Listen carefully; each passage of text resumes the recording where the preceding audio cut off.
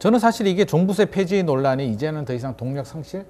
집값이 올라가면서 정책 기조가 바뀌었기 때문에 동력 상실이라고 생각이 되는데 뭐 부자 감세를 떠나서 쉽지 않으리라고 생각은 합니다만 교수님한테 짧게 종부세? 의견 한번.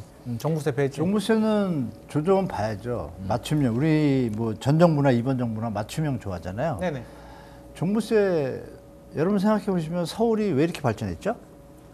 우리 국민들이 낸 세금으로 몰빵했잖아요. 그죠? 몰빵하는 표현이 좀 죄송하지만 전격적으로 투입이 됐잖아요. 네네. 그러면 서울 집값이 오르는 데는 어느 돈이 들어갔어요? 나라에서 돈이 들어가. 그 나라 돈 누구 거예요? 국민 세금이잖아요. 네네. 그러면 예를 들어서 이거예요. 한 집안을 말씀드릴게요. 온 집안이 다 어려워가지고 큰 아들을 갖다가 큰 딸이나 큰 아들을 갖다가 대학을 보내가지고 이 친구가 잘 공부를 해서 돈을 벌기 시작했어요. 그럼 그 돈을 벌 때 나머지 동생들은 학교 못 다니잖아요. 그렇게 해가지고 키워놨더니 내가 했으니까 내가 번 돈은 내 거야? 이게 사람입니까? 아니잖아요. 그러면 우리가 자연의 법칙은 다 공통성이 있다고 볼 때 서울이 그렇게 컸으면 네. 그걸 고민해서 만든 게 노무현 대통령이 종부세를 만든 거예요. 누진세적으로 받았을 때 지방세잖아요. 네네. 세금이 재산세는. 그러면 서울이 다 키워놨는데 서울이 또 돈 벌어서 자기가 자기 세금도 또 키워? 나머지는. 그래서 고안해 낸 것이 이거를 걷어서 지방에서 그동안 도와줬으니 지방을 도와주자라고 종부세를 만들었습니다. 문제는 뭐냐면 종부세를 낼 여력이 없는 분들이 나오는 거예요. 은퇴를 하셨는데 수입이 없어. 연금도 작아. 집만 있어. 비싼 집만 하나. 집값 내가 올렸나? 아니죠. 정부하고 시장이 올려놨잖아요. 나는 그냥 살기만 했어. 갑자기 세금을 두드려 맞아? 억울하죠.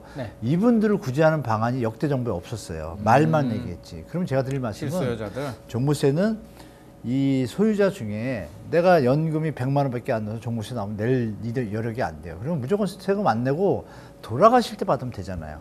부담 없이. 그죠? 네. 그러니까 이연과세라고 하죠. 그렇게 해서 케어를 해드리고 내가 집이 20억짜리가 있는데 지금도 3억을 벌어. 이분들이 종부세 내야 돼요? 안 내야 돼요?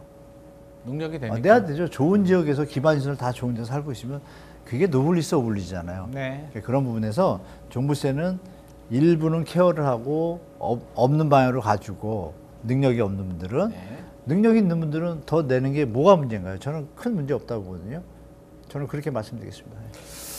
탄력적으로 좀 운영했으면 좋겠다. 실수요자들이 피해가지 않도록 네, 맞아요. 종부세를 탄력적으로 좀 개선해 주길 바라고요. 이제 마지막 질문이 될 것 같습니다. 집값 급등기에 또 이거 안 물어볼 수는 없잖아요. 네. 우리 주택 매매자들을 위해서 물론 매매자들이 이제 여러 부류들이 있습니다만 조언 한마디 제가 물어보고 싶은데요. 가을 이사철 맞물려서 전세 매매 이렇게 딱 나눠서 제가 두 가지를 여쭤보겠습니다. 전세 매매 시나리오별 대응 전략 교수님께서 마지막 인사이트 전해주시죠.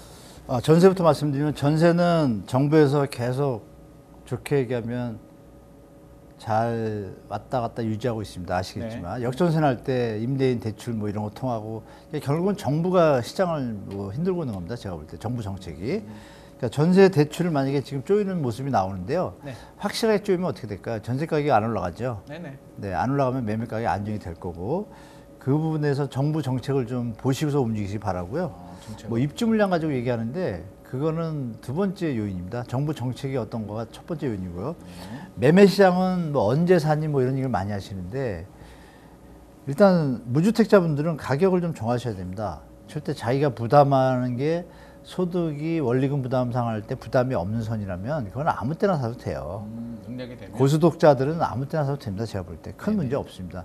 내려가도 언젠가는 아시겠지만 그 물가 상승률에 맞춰서 이어지는데 지금은 오버슈팅 기간이에요. 그러니까 이왕이면 정상적인 가격에 살려면 조금 조정받은 다음에 사는 게 난데 언제가 물어보실 것이 아니라 어느 가격일 때 내가 사겠다를 정하시면 좋을 것 같습니다. 내가 버는 게 이 정도니까 내가 원리금 부담하고 생활비 계산해 보면 역으로 나오잖아요. 내가 살 수 있는 안정된 가격 수준이. 그러면 그 수준이 가격이 되는 지역이 자기가 사는 지역이 되면 그때 바로 하시면 되지만 내 지역은 안 내리고 옆에 지역이 내려서 수준이 됐다면 굴러 넘어가시면 되고 욕심이 있다라면 기다리고 좀 더 무리해서 들어가시는 거고 그건 본인이 책임져야겠죠. 그래서 무주택자분들의 제가 80% 이상은 투자나 투기성 마음을 안 가지고 계세요. 조금만 가격이 낮으면 언제든지 사고 싶어 하시는데 현재 집값이 약간 미쳐 있습니다. 제가 볼 때. 그래서 특히 서울 쪽이요. 서울은 뭐 특별한 강남 3구 이런 데 제하고는 제가 볼 때 조정이 좀 계속 필요하다고 좀 보고 있습니다. 그래서 가격을 기준을 정하시고 접근하시면 좋겠다. 절대 소득을 상한 범위를 넘어서 무리한 주택 구매는 할 타임이 아니다라고 말씀드리겠습니다. 네,